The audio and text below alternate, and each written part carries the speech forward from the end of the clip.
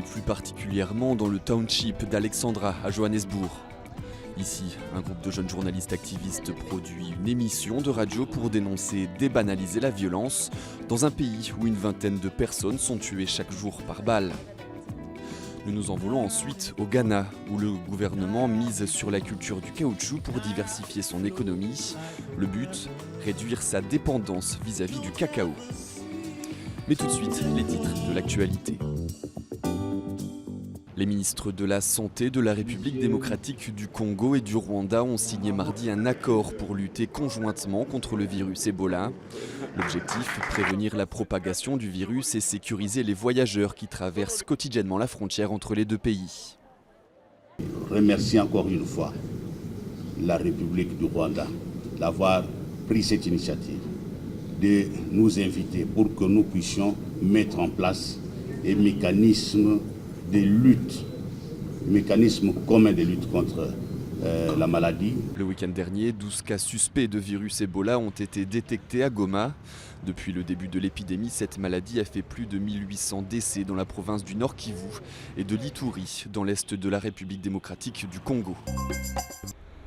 Le parti politique tunisien des islamistes modérés, Ennahda, a désigné mardi son vice-président Abdel Fattah Mourou comme candidat à l'élection présidentielle du 15 septembre, une première dans l'histoire du parti. C'est normal qu'un parti aussi grand que le mouvement Ennahda ait un candidat à la présidentielle. On ne peut pas être neutre. On était neutre en 2014 et c'était dans l'intérêt du pays pour l'entente et la transition démocratique. En 2019, Ennahda ne peut plus opter pour la neutralité. On doit avoir un candidat à la présidentielle et c'est le cas. Parmi les autres personnalités qui ont l'intention de briguer la présidence figure l'ancien Premier ministre libéral Mehdi Joma ou l'avocat tunisien Mounir Bahatour, premier homosexuel à se présenter à une présidentielle dans le pays. Au moins 20 personnes ont été tuées et 50 autres blessées lors d'une collision entre plusieurs voitures lundi au Caire. L'un des 4 véhicules contenait des explosifs qui ont déclenché un incendie à l'Institut national du cancer de la capitale.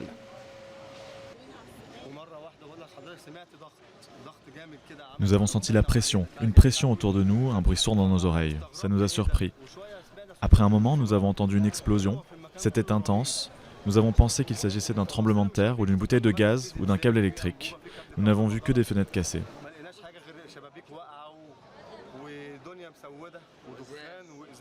Si les autorités ont d'abord évoqué un carambolage, le ministère de l'Intérieur, lui, soupçonne une attaque perpétrée par le groupuscule Hazm, lié aux frères musulmans. Dans un tweet, le président Abdel Fattah al-Sisi a qualifié l'attentat de lâche et transmis ses condoléances au peuple égyptien. Une sortie de crise enfin trouvée au Soudan. Militaires et représentants de la contestation soudanais se sont finalement mis d'accord sur une déclaration constitutionnelle. Elle prévoit la création d'un conseil souverain composé de 5 militaires et de 6 civils, d'un conseil des ministres et d'un parlement. Aujourd'hui, la volonté du peuple a été écoutée. Personne n'a perdu ou remporté de victoire, car dans cet accord, l'intérêt du pays est au-dessus de tout le monde. Bien que le dénouement de la crise politique qui dure depuis la démission d'Omar el-Béchir semble se dessiner, certains Soudanais ont tenu à rappeler aux autorités le sit-in meurtrier de Khartoum. 127 personnes ont été tuées lors de violentes répressions des manifestations en juin dernier. 11 personnes sont encore portées disparues. Le président Philippe Nyusi et le chef de la Renamo, ancienne rébellion devenue le principal parti d'opposition au Mozambique, Ossufo Momadé, ont signé un traité de paix définitif 27 ans après la fin de la première guerre civile. Il s'agit de la 3e tentative pour conclure une paix définitive entre les deux rivaux, chacun se renvoyant la responsabilité du conflit.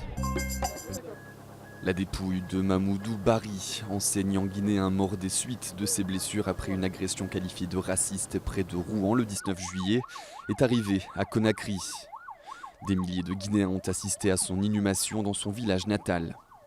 Nous espérons et nous sommes convaincus que justice sera rendue, car les crimes racistes ne peuvent être tolérés.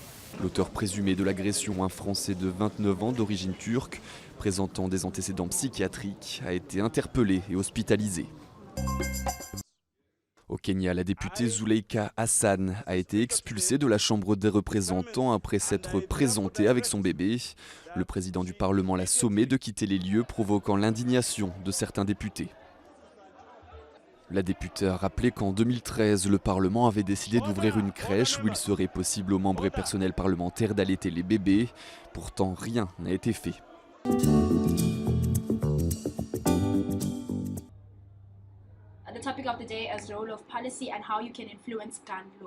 Pour Jennifer Gobeni, la radio, c'est plus qu'un hobby. Avec une poignée d'autres adolescents, elle anime une émission sur les ravages des armes à feu. Un programme produit au cœur d'Alexandra, l'un des townships les plus violents de Johannesburg.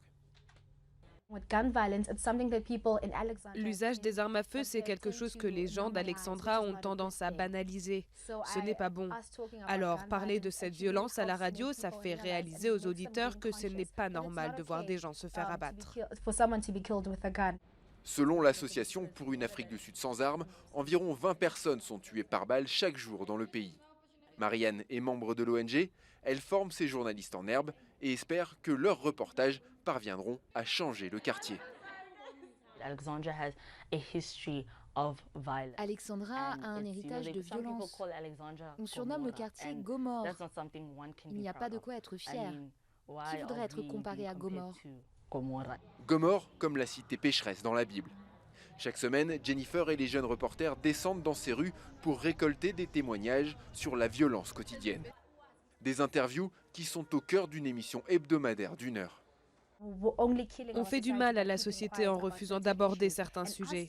Alors le fait de parler, pour nous, ça montre à d'autres jeunes que leur voix compte.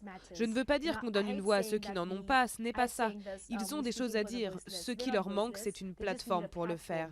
Et c'est ce qu'on fait, on leur donne la possibilité de parler de leurs problèmes.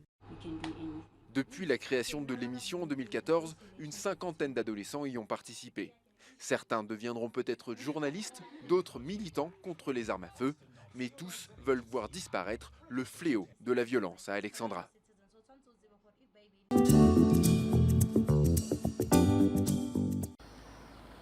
Aujourd'hui, à l'abandon, cette usine de pneus de l'ouest du Ghana pourrait connaître une seconde vie. Des sites comme celui-ci pourraient bénéficier d'un programme du gouvernement ghanéen visant à encourager la production de caoutchouc. Objectif, diversifier l'économie du pays et réduire sa dépendance vis-à-vis du cacao.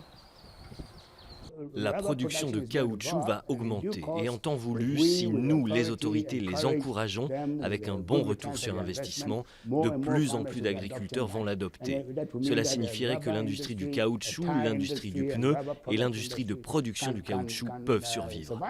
Avec une usine et une plantation importante, la société privée à capitaux étrangers, Ghana Rubber Estate Limited, ou GREL, est le leader du marché ghanéen de la production de caoutchouc depuis plus de 50 ans. Depuis de nombreuses années, GREL a aidé les agriculteurs locaux en leur proposant prêts et formations. Des milliers d'entre eux ont ensuite revendu leur caoutchouc à l'entreprise qui était alors le seul acheteur du pays. Mais en 2016, après une chute internationale du prix du caoutchouc, certains ont commencé à vendre leur production brute à d'autres investisseurs étrangers. Le seul moyen de rétablir un système qui fonctionne bien est l'interdiction. L'interdiction de l'exportation des matières premières. Mais certains producteurs craignent le retour du monopole de GREL sur le marché national du caoutchouc. Pour eux, cela voudrait dire revenir à un système qui leur rapportait moins.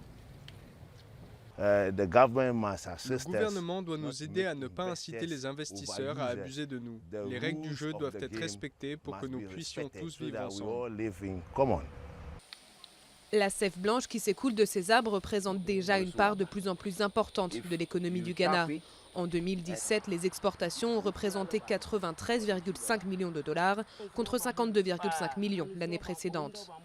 Mais aujourd'hui, les agriculteurs veulent savoir dans quelles conditions ils pourront vendre leurs produits à l'avenir et à qui.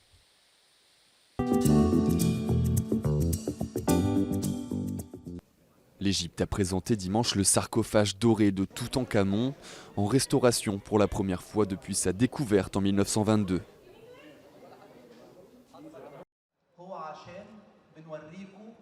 Si vous êtes ici, c'est pour voir une pièce historique unique. non seulement pour l'Égypte, mais pour le monde entier. Le sarcophage du jeune pharaon sera exposé avec d'autres objets en lien avec Toutankhamon fin 2020. Quand le nouveau musée du Caire sera ouvert au public, la restauration doit prendre 8 mois. C'est tout pour cette édition d'Afrique. Rendez-vous la semaine prochaine.